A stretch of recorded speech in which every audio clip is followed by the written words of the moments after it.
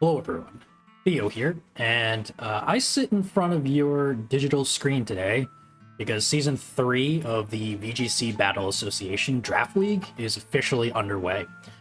For those that don't know, I'm one of the admins of the VBA, and the purpose of this video is to inform anyone involved or interested in our Draft League of the general rules of the VBA. But please make sure to read the official rules of play document that's in the Discord for details that are not mentioned in this video. There are important details in that rules of play doc that pertains to how we run our league and helps ensure that our league is run smoothly. And let me move over this way so I have space. All right, so the time commitment for the whole process from draft day to the very end of the season, it's a 14-week period consisting of two main phases. The first being a 10-week regular season, and the second being a 4-week postseason or playoffs. There's going to be a total of 24 coaches competing for the title this time around, making this season the largest season the VBA has run yet. So you may have that thought, more coaches, less available Pokemon. How's this going to work? We're going to randomly divide the 24 coaches into two divisions of 12, the Kanto division and the Johto division. And for the first time ever, we're going to be implementing a split draft. What does that mean? Well, there's going to be two duplicate draft boards, each consisting of the same pool of Pokemon from each other. The Kanto division will be drafting from one pool, and the Johto division will be drafting from the other pool of Pokemon. This means that there may be duplicate Pokemon drafted between the two divisions. What does a coach's team look like? Each coach's team will consist of 11 Pokemon, all of which will be drafted from 5 tiers. Each team must consist of at least one Tier 1 Pokemon, 2 Tier 2, 2 Tier 3, 1 Tier 4, and 1 Tier 5 Pokemon. That leaves 4 Pokemon left to choose using draft points. Tier 1 Pokemon are worth 100 points, then 75 points, 50, 25, and 0 points for Tiers 2, 3, 4, and 5 respectively. Each coach has 150 draft points that they can use for their 4 remaining slots, in any order as long as the sum of the tiers is 150 points or less, and all 4 slots must be filled. Every participating coach must be available or have a designated proxy on draft day. This season, the draft date is going to be the 28th of November at 10 a.m. Eastern Time. The draft order is randomized, and we're going to be using a snake draft again. So you go from the first pick going all the way to the 12th coach to pick their first Pokemon, and then the 13th pick will be done by that same coach for their second overall pick. We go all the way back to the first coach, who gets 2 picks in a row for their second and third Pokemon, and we repeat this process until each team consists of their 11 Pokemon. There's no particular order that coaches have to follow regarding which tier they decide to draft each round. You don't have to draft a Tier 1 Pokemon as your first pick. You can go with a Tier 5 Pokemon if you really wanted to. Now, if you're not happy with your picks, there's no need to worry. Each coach is allowed to make up to 3 transactions in the first 6 weeks of play. These can be either a free agency, where you switch out one of your Pokemon with one that is not currently on another team, or as a trade, and this is between 2 coaches. Any change requests during the week cannot go into effect until the following week. So if I announce that I'm making a free agency trade week 1, before I play my first match, I cannot use that new Pokemon until I play my week 2 opponent. All transactions will still be requested through the Team Changes channel in the Discord, and you will need to @Bubble Hulk and your next opponent in which change is in effect. Bubble Hulk is another admin for the VBA.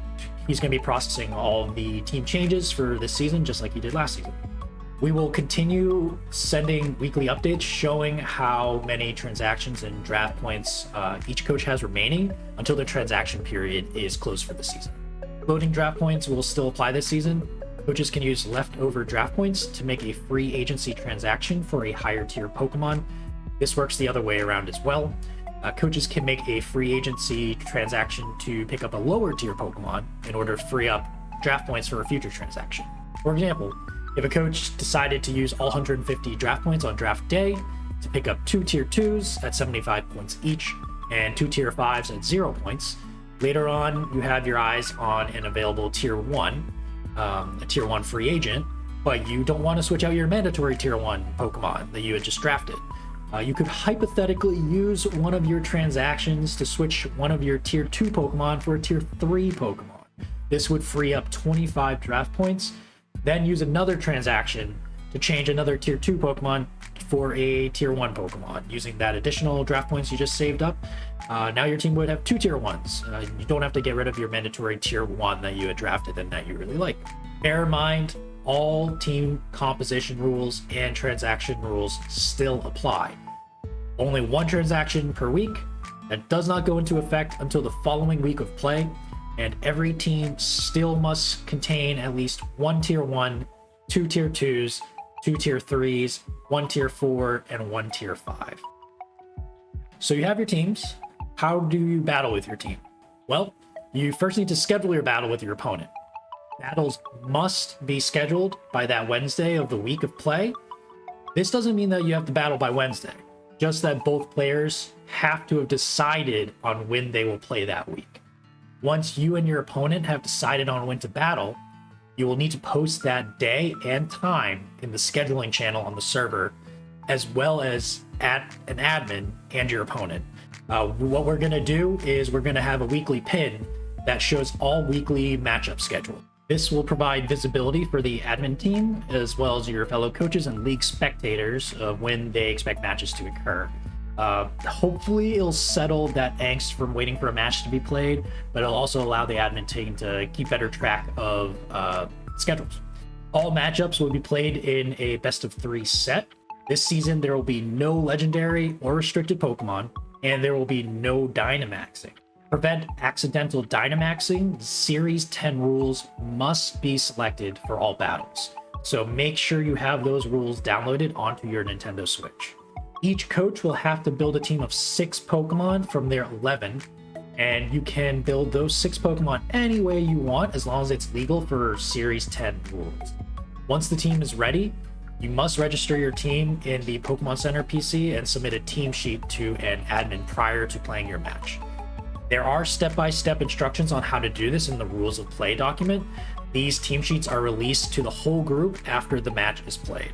The V in VBA stands for VGC, so all matches are played in the VGC format, meaning it's double battles. You bring 6 Pokemon, but pick 4 to actually hit the field. So how do you know if you make playoffs? The 6 coaches from each division with the best game records will qualify for playoffs. If there is any tie between game records, it then goes to game differential. If coaches are tied at differential, then priority goes to the winner of the head-to-head matchup if they played in the regular season. If they did not play each other, then it goes to whoever has the higher Pokemon on the kill leaderboard. And with that, let's talk about kill leader. After each match, one of the coaches must report the score on the draftleague.nl website. The number of kills or KOs by each Pokemon must be submitted for each match, so make sure you guys are keeping track of that, especially if there's no recording. The kill leaderboard on the website will rank which Pokemon has the most KOs throughout the regular season.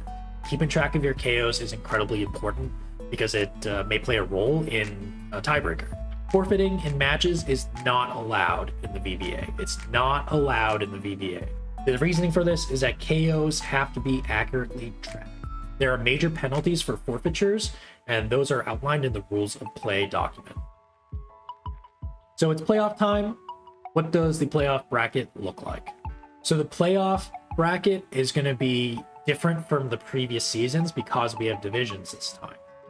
The top 2 finishers in the Kanto and the Johto divisions will get a bye in the first round of playoffs. This means they advance to the top 8 bracket. These 4 players will be seeded 1 through 4 based on our ranking system and tiebreakers mentioned earlier. Coaches that are ranked 3 to 6 in each division will need to play 1 round in order to make it into the top 8 bracket. Matchups in this round will be cross-divisional. This means that The highest ranked player plays the lowest ranked player in the other division. For example, whoever finished third in the Kanto division will face off against whoever finished sixth in Johto. Once that first round is over, those 4 that advance to the top 8 bracket will be assigned seeds 4 through 8 based on the same ranking system and tiebreakers mentioned earlier. From there, we'll be using the same dynamic playoff bracket that we used in the previous season. This means each round of playoffs will have the highest seeded coach remaining matched up against the lowest seeded coach remaining, and that will continue each round. And that's the extent of what I'll be going over in this video. I recommend everyone participating in the VBA to thoroughly read the rules of play document in the Discord. There are additional details in that document that are very important in keeping the season running smoothly, including policies for forfeitures and disconnects. It's a lot to take in, so please feel free to reach out to the admin team with any questions. And with that, until next time.